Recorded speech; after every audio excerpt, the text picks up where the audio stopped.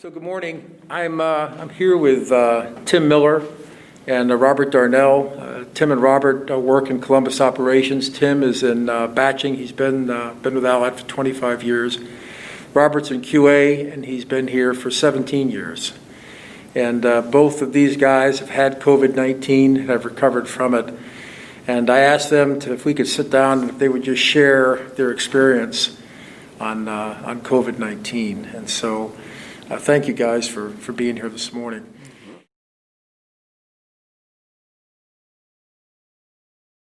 When you were diagnosed with COVID-19, I mean, how did you feel, mentally about that? I mean, scared? Or how did you guys feel about that? Well, mentally, I was in a strange place because of the unknown, not knowing what was going to happen, how I would react to it. It was scary. It was scary. Yeah. What about you, Robert? Mentally, I was mad and disbelief because I thought I had did everything so that I wouldn't catch it. So I didn't believe it at first, and then I was angry that I caught it.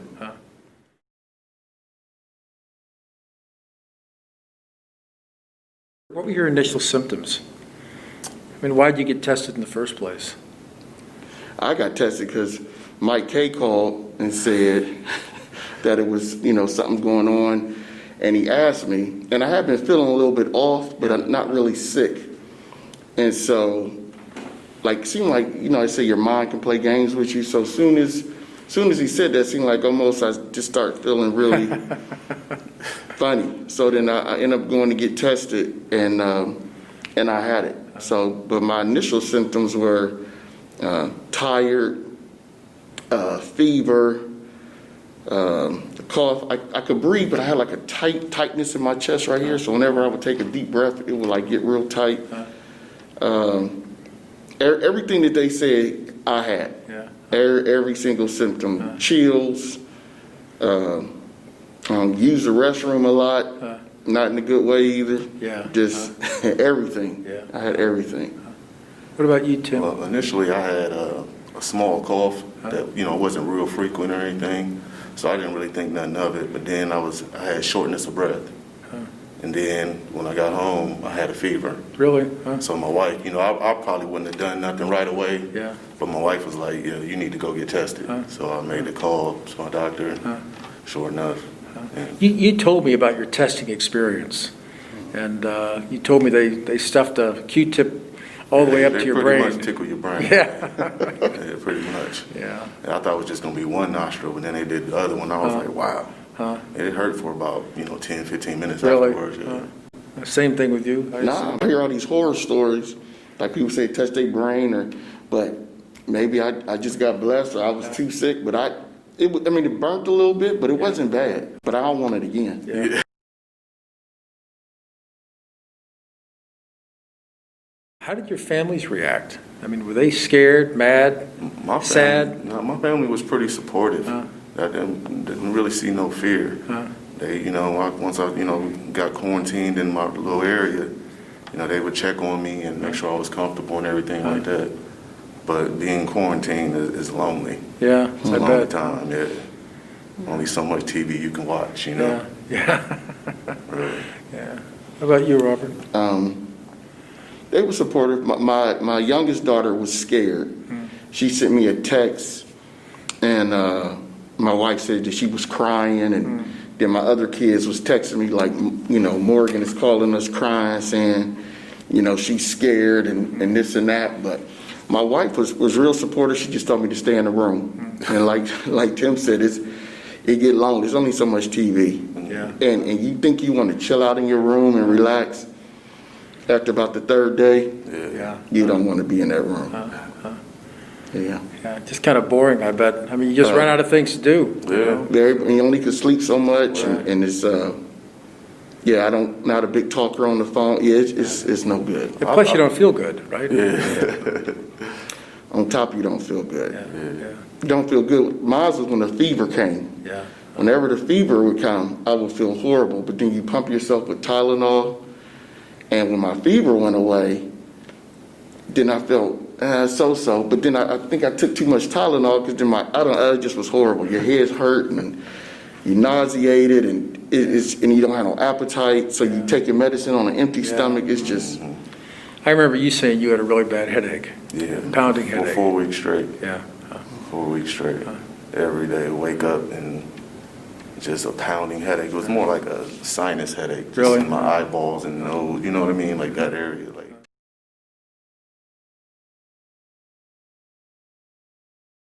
What kind of precautions did you take at home so that you didn't infect others in your family? I mean, you could be in your room, but you still have to come out of your room once in a while, if nothing more, to pick up food or go to the bathroom or whatever. Yeah, I mean, I quarantined, and then, like, once everybody would go to bed, because I'm downstairs from the sleeping quarters or whatever, and I would come out, and when I go to the restroom, I would wipe down the surfaces that I touched, and even in the ones that they touched throughout the day, you know what I mean? I was constantly wiping stuff down and washing my hands a lot, because I didn't want to touch something and didn't have them, you know what I mean? I really didn't wear my mask a lot, because I was, by myself, but yeah, I tried to. Did you see your wife and kids during that time? Did you see them at all, or just? Yeah, I mean, I could see them because I got some glass French doors, and they would come by and Really? wave at me.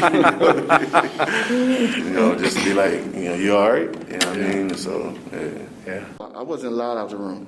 She didn't let me out the room. She would, the only time she would, like, every couple of days, like every 2 days, she would have me fold up all my linen, and then they would go in a different room, and I would walk that to the laundry room and right back, and you could hear her spraying and wiping. So, Really? Yeah, I did not come out the room literally. Yeah. I mean, except for that. But no, she wasn't. She just said, please don't, because, you just don't know. No, you And it don't know. affects people differently. That's right. So, yeah, I stayed in my room basically the whole time.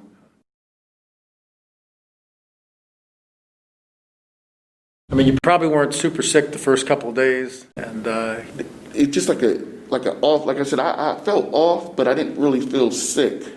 But then, like the first day, I guess you figure like, oh, I got it. It was horrible, and you was sweating, and it was horrible. It was horrible, and then mentally, like you scared because you just don't know it. Like I said, it affects people differently. So like I said, I had that little tightness in my chest whenever I was flying. I don't know if that was the beginning of me not being able to breathe or. So the first couple of days was but when I'm gonna say like the third day, it like hit at least with me, it hit me at once, and that wasn't no good. For me, it was like almost immediate as far as the symptoms coming. When I found out that I was positive, I mean, it started like right then. Really, you know what I Tim? mean? Like fever, headache, and just, I mean, there was so many different symptoms that, like every day was different. Like I might have a headache and, chills this day, but then the next day they shooting, the virus was giving me another set of symptoms, you know what I mean? And so every day was a surprise of what you're going to be feeling like. Yeah.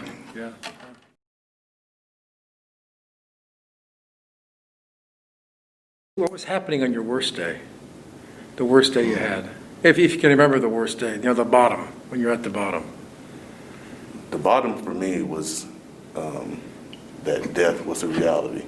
Wow, Tim. Yeah, I mean, I wrote a journal the whole time I was, pretty much sick, you know what I mean? And I wrote, like, my last words just in Really, case. Tim?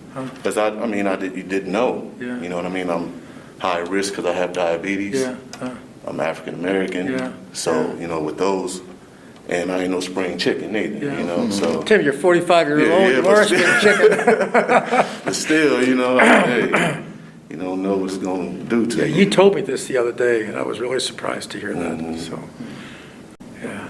How about you?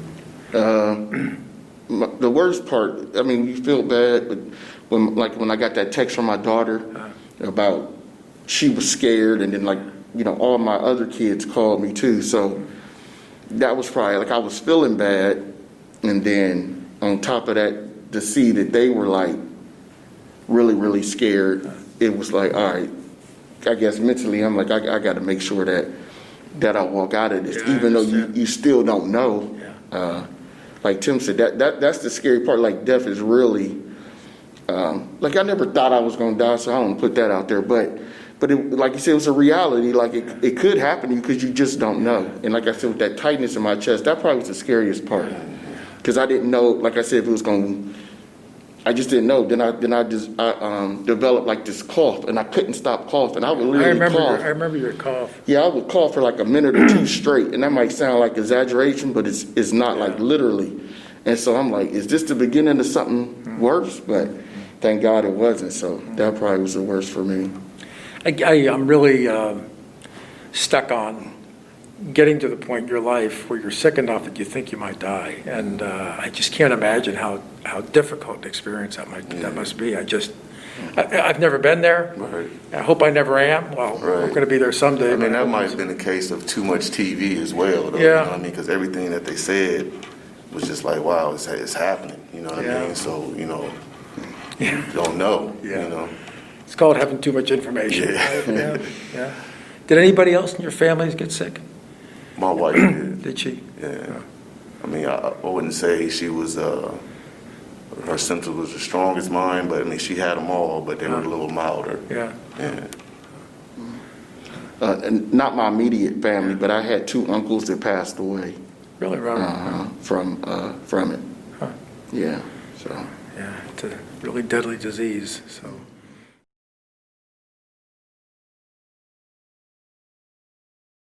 Are you doing anything different now than before you were sick? I mean, from a compliance standpoint, we were all wearing masks and everything else, but how are you different now than you were before? To be honest, I mean, I'm doing the exact same thing. That's why it was kind of weird, like, because I was careful. You know, I wouldn't go places, and if I did, I had gloves on, mask, and wipe down my, the light switches and everything in my home that I needed to wipe down or whatever. So it's kind of like circumstances come at you. Right. You still got. I mean, the most dangerous time you have is with probably with someone in your family who's been out doing whatever, Right. and they come back and they always say, well, people we know couldn't have COVID-19, and then boom, Yeah, I kept like hand sanitizer at my door, so when my kids come home from wherever they had been or whatever. I mean, I even sprayed them a couple times. I ain't gonna lie. Like, come here, with the disinfectant. But they didn't really believe it. I don't know what it is about the younger generation, but they don't want to believe it. And I was proof that it's real. Yeah. I don't do anything different. Like I said, I still don't know where I caught it from. Yeah. I was careful. We don't allow anybody over the house really. I'll be careful. My daughter, like, she's 18, so she's like a different thing. She works and working out, but yeah, I mean, I might wash my hands a little bit more. And you know what I do? I do one thing. I don't put my hands in my face no more. Yeah. You don't recognize how much you do that You do until it they tell you all the not to do it, and time. you're like, Yeah. oh my All gosh. the So time. I try not to touch my face at all. Yeah. So that's probably the only thing different.